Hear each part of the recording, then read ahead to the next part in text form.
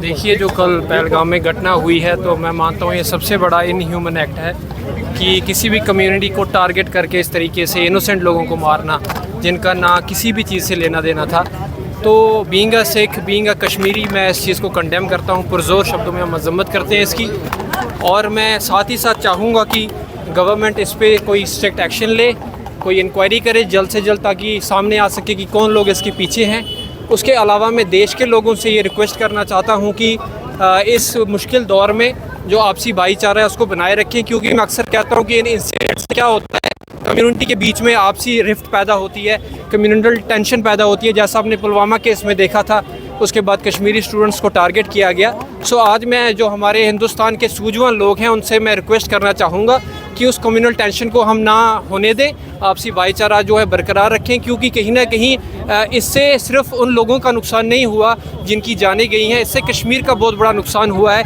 कश्मीर अपनी कश्मीरियत के लिए, भाईचारे के लिए पूरे हिंदुस्तान में, पूरी दुनिया में मशहूर है, और इससे कहीं ना कहीं हमारा पूरा कश्मीर जो है वो इस बदनामी से जो होता है मसरूफ़ होता है। तो मैं उसके लिए भी चाहूँगा कि सारे इस चीज़ को रखें। बाकी हमारी यही अरदास है, यही दुआ है कि जिन लोगों की जाने गई उनकी आत्मा को शांति मिले, उनके परिवार को हिम्मत मिले, ताकि इस मुश्किल दौर से वो बाहर निकल सकें।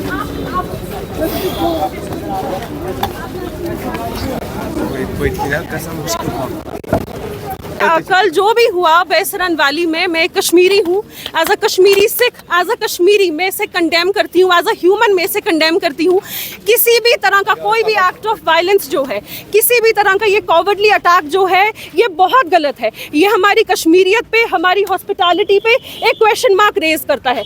जो हिंदू फैमिलीज यहाँ पे आई थी, या यूँ कहूँ कि जो भी टूरिस्ट यहाँ पे आए थे जिन्होंने सोचा था कि यहाँ से हम अपनी मेमोरीज लेके जाएंगे, कुछ खूबसूरत यादें लेके जाएंगे, इस जन्नत को देख के जाएंगे, उनके लिए यहाँ आना जहन्नम से एक हेल से ज़्यादा बदतर हो गया। एंड वो मेमोरीज की जगह जो है अपनी डेड बॉडीज जो है अपने लव्ड वंस की, उसको कैरी करके जा रहे हैं। इससे बेशर्मी वाली चीज़, इससे कायरनाक चीज़, इससे घटिया चीज़ मैं कहती हूँ जिसकी सख्त से सख्त शब्दों में हम निंदा करें वो भी बहुत ज़्यादा कम है। As a Kashmiri, as a Sikh, as a human, I condemn it.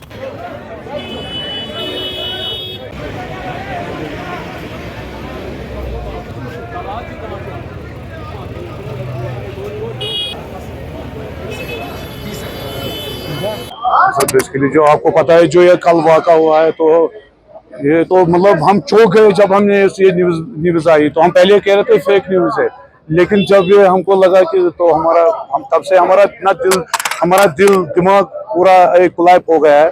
तो काफ़ी ये मतलब ये पूरी हम मजम्मत करते हैं इस वाक़े की। तो आपको भी पता होगा, यहाँ तो 20-30 साल से मतलब चल रहा है, मगर ऐसा वाक़ा पहली बार इस कश्मीर में हुआ है। तो हम जो इंडिया का मीडिया है, हम basically we are not happy with them. वो बोल रहे कि लोकल्स में उनको साथ देते हैं इसमें, तो हम लोकल्स हमने एक मैसेज देते हैं, हमने काला झंडा लगाया कि ये मैसेज देते हैं पूरा इंडिया के लोगों को कि हम उनके ताज़त के साथ हैं। हम नहीं चाहते कि ऐसा वाक़ा दोबारा हो जाए। आप देखो सर, सब जो पूरा कश्मीर रात भर जागता रहा, सड़कों पे निकल आए, हमारे मस्जिद वहाँ पे ऐलान हो गया सर। तो हमको किसी ने पैसा नहीं दिया है कि आप सड़कों पे ऐसा निकलो।